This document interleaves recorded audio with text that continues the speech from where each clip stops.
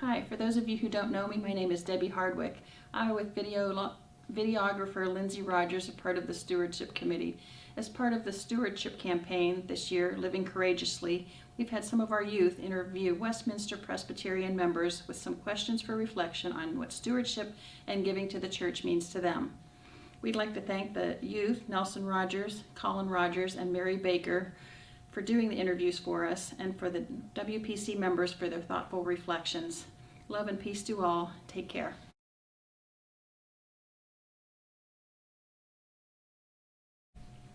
How is God calling you to be generous through the power of courageous love? We are called by God to be generous through the power of courageous love in our church through different channels. I'm on the Nurture Committee. One of our jobs is to prepare meals for families when they are bereaved. Sadness abounds, but comfort is offered and well received. Giving love yields rich rewards for all. We serve God by giving love. God wants me to give with a joyful heart, and since I'm a sinner saved by grace, I struggle with being selfish with my time and my talents and my treasure, but I want to be obedient, so I try to be lovingly generous in these areas. And with my time, about 10 or 15 years ago, a friend of mine told me about how she spends time with God first thing in the morning. She would do devotionals while she ate breakfast, and I asked her, how does she find time to do that? And she said that she decided to set her alarm 20 minutes early, and that way she has time to sit down and eat and pray and read her devotions. And so I decided to try that too, and it's made a big difference in my life. I no longer grab a yogurt on the run, but I get up earlier and make time to sit down and eat and be still and give my first minutes of my day to God, and that's made a big difference in my life. For talents, I guess this is related to time and talents both. God designed me as a person who needs a lot of rest, and you could just ask my mom. I've been like that ever since I was a baby. So committing to evening meetings doesn't work well for me, as I usually go to bed at the same time as my first graders, between 8:30 and 9, preferably 8:30.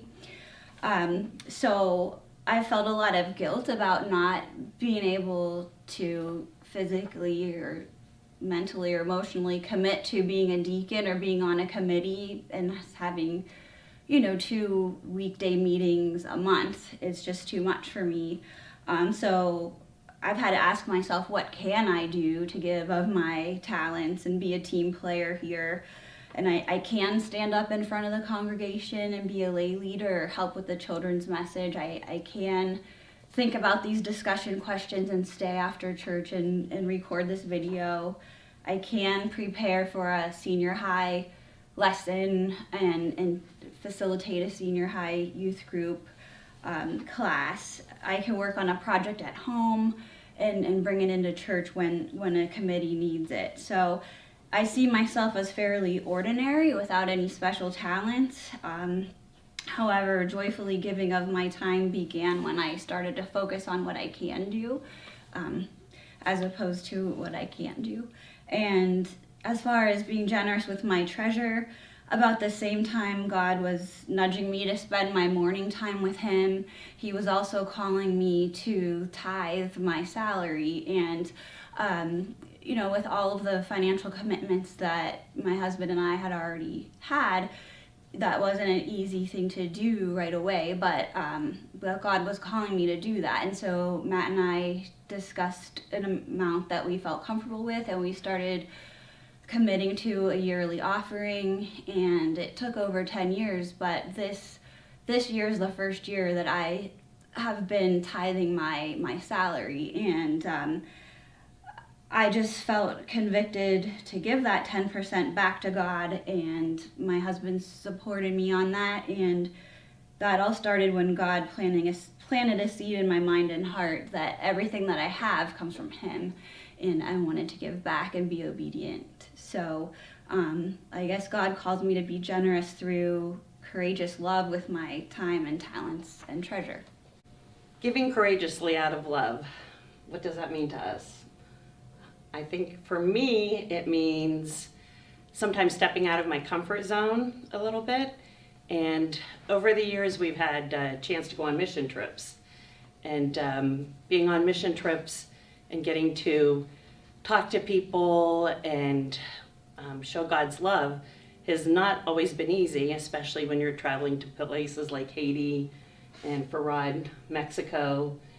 And giving financially to mission trips has also been something that Rod and I have been blessed to be able to do, both go on them and give to mission. It definitely takes a lot of courage, or sometimes I'll call it nerve, to really want to just take yourself, and just go on these mission trips, especially the ones that are out of the country. So I do feel like God is working in that manner.